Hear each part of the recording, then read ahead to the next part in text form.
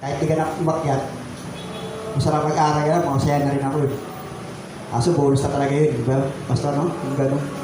Kaya salamat sa Panginoon kasi makapagtapos lang ang pag-aaral ng mga anak mo, okay na yun eh. Hindi naman kailangan.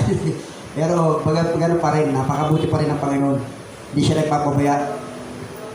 Amen? Kaya sa gabi ito, kung wala na po anong magpapasalamat, tayo po'y dadako na. Ihanda na po natin ating sarili. Ihanda na po natin ating puso, isip, at tenga. Saan? Sa pakikinig ng salita ng Diyos. Kaya sa gabi ito, muli tayo makakarinig sa salita niya. At muli tayo papalakasin sa spiritual at bubusugin sa mga ginagawa ng Diyos sa buhay, bawat buhay natin. Kaya patuloy lang tayo palakasan. Kaya tawagin na po natin ang ating lingkod na gagamitin. Walang iba kundi si Bishop Laurie de los Santos.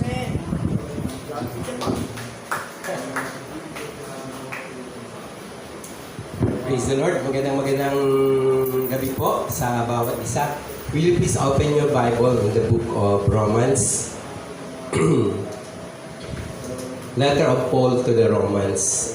Beginning with chapter 11 verse 25 to 27. Balikan natin yun. Kasi continuation pa rin po yung ating inaaral. Okay po. Sino po gusto bumasa? Romans chapter 11, 25 to 27.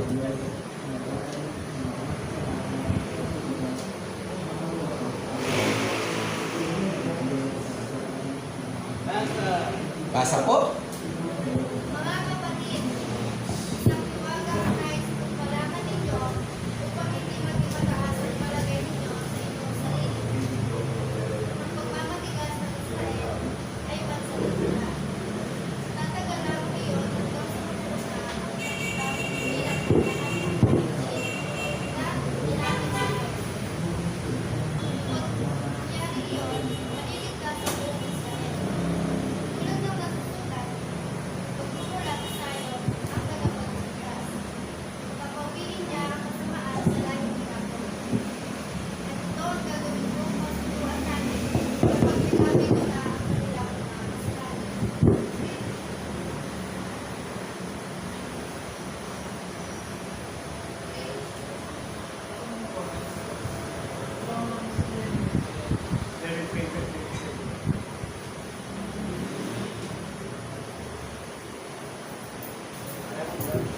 Praise the Lord. Medyo hindi mabura ng todo. Ayan, thank you Kuya Ali. Doon po sa Romans chapter 11, 25 to 27, babalikan po natin ito para mas maunawaan po natin yung participation natin sa kaligtasan ng Israel. Doon po sa 5 bagay na ating tununghayan na yung ating pong ganap bilang hintil at Hudyo sa plano po ng Panginoon, may keyword tayo na kinuha. Ang keyword po natin ay ano yun? Natatandaan nyo ba? Yung keyword po natin ay tools, di ba? Kasangkapan. No? So ngayon po, magpo-focus tayo sa Israel naman. Okay po. How to understand our participation in Israel salvation. Ating pong uunawain ngayon, ano po yung magiging ano ba maganda Tagalog ng participation? Magiging bahagi, no? Ano po yung magiging bahagi natin sa kaligtasan ng Israel?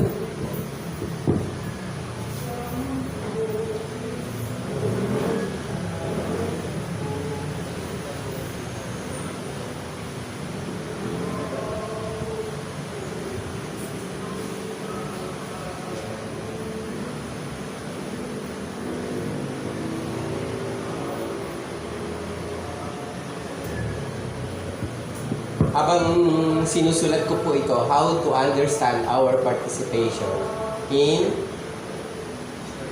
Israel salvation.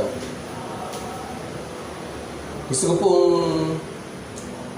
magpaalam at ipabatid sa inyo na mamimiss ko po kayo. pag-usapan natin mamaya kung sino gagamitin sa Webes po. Kasi ako po ay nasa isang delikadong lugar. May mission at convention po kami sa Vietnam. So, natouch ako doon sa mga sinabi ni Teacher Tonet kanina. No? Especially yung word na sinabi niya na maglagay tayo ng intercessors even sa time ng worship na talagang meron lang ilang tao na ang focus niya ay prayer. So, grabe talaga yung mga word ni Teacher Tonet kanina na pinapasabi ng Panginoon. Talagang nakakaano tumatago sa puso, no? Na lalo na po itong lakad po ito. Nung ako po'y kumukuha ng visa para sa South Korea, may isang prophet na nagtanong sa akin. Sabi niya, Bishop, pagka ba ay lumalakad at nagbi-mission, meron ba mga taong nagpipray sa'yo?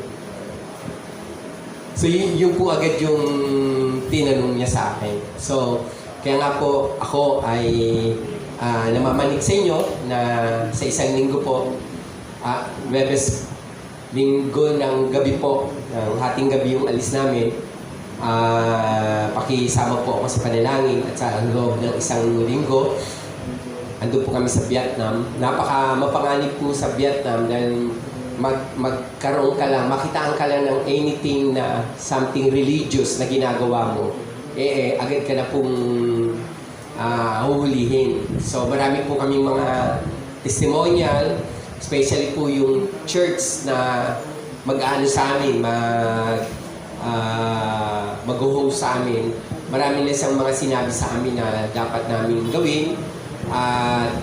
Kung kami lalakad, ay dapat na maging maingat. Kasi mahigpit pa rin po ang Vietnam dahil sila po ay communist country pa rin. No?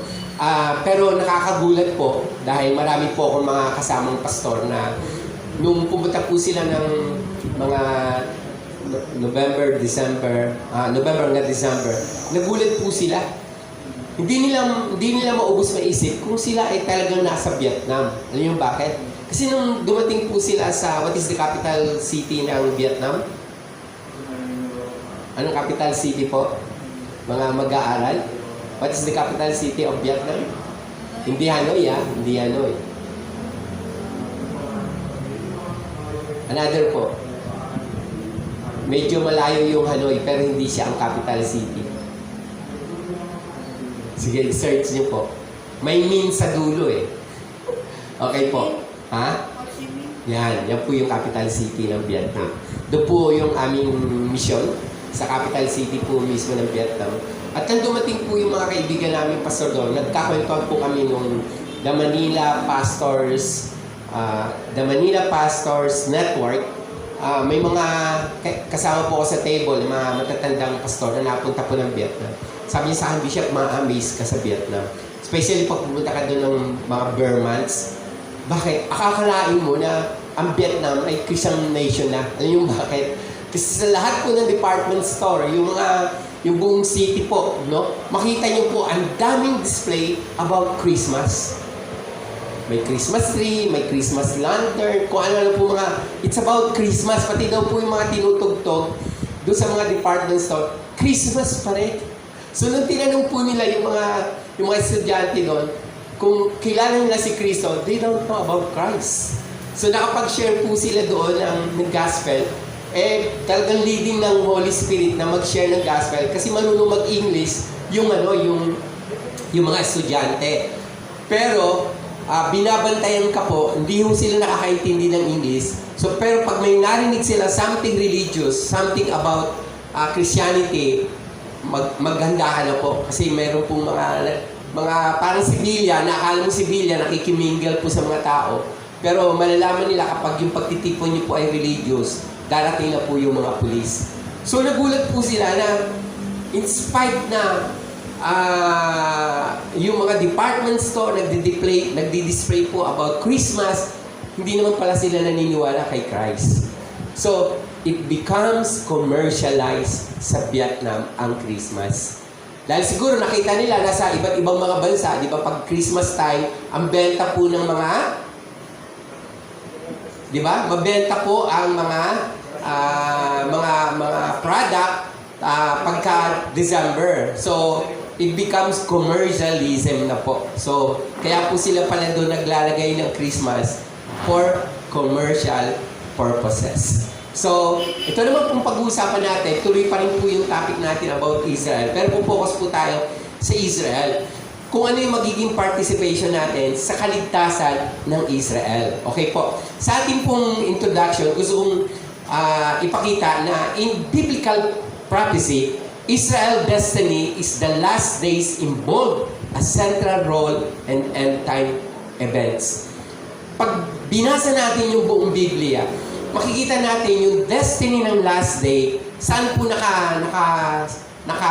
naka-focus. Naka-focus po to sa end times event, especially para sa Israel. Ulitin ko po, involves a central role in end times event characterized by gathering or regathering to their land, facing severe tribulation during the time of Jacob's trouble. So sa huling panahon po, at alam natin ngayon po itong panahon na to, ang global events po nakapokus sa Israel. Tingnan niyo po sa United Nations, yung mga deklarasyon nila doon, saan po nakapokus? Sa Israel. Yung mga nangyayari ngayon, di ba? Saan po nakapokus? Sa Israel. Sa end times event po, ang destiny, lahat po nakapokus sa Israel. Especially po sa nangyayari po ngayon na digmaan, laban, ano pong kalaban ng Israel? Laban po sa Iran na kasama po ang US sa labang ito.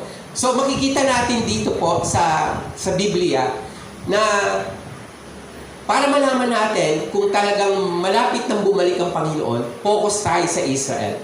Kasi doon po iahayag ng Lord ang kanyang napipintong pagbabalik. Okay, meron po tayong 5 bagay na titingnan para maunawaan po natin kung ano yung participation natin sa kaligtasan ng Israel. Number 1 po, start with the letter S.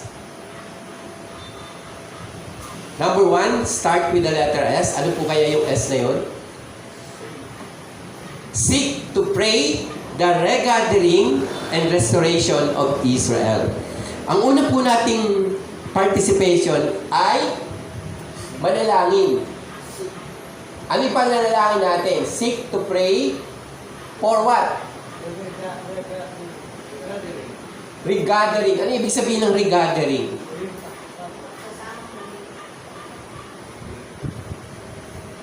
Regathering of and restoration of Israel.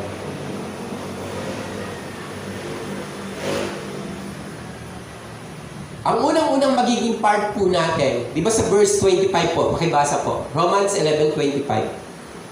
Manalangin daw po tayo para sa pagtitipon at panunumbalik ng Israel. That is our first role. Okay, basa po. Uli, Romans 11:25.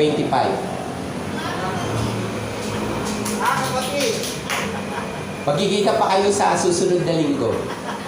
Kita pa kayo sa isang linggo. Malaman ninyo upang hindi maging mataas ang palagay ninyo sa inyong sarili. Okay, pinapalaran po tayo ni Pablo na huwag daw maging mataas ang palagay sa ating mga sarili. Okay, tuloy. Ang pagmamatigas ng Israel ay isang bahagi lamang hanggang sa mabuo ang takdang bilang ng lahat ng mga hindi na lalapit sa Diyos. Okay, so tingnan niyo po, ang pagmamatigas pala ng Israel, para kaninong kapakanan? Para sa ating mga hintil. Di ba? Tingnan niyo po yung biyaya ng Diyos, yung grasya ng Diyos, di ba? Patuloy niyang pinatitigas ang isip, puso at damdamin ng Israel para daw po makumpleto ang bilang ng maliligtas sa mga hintil. So makikita po natin na blessing pala talaga yung pagmamatigas ng Israel para sa atin.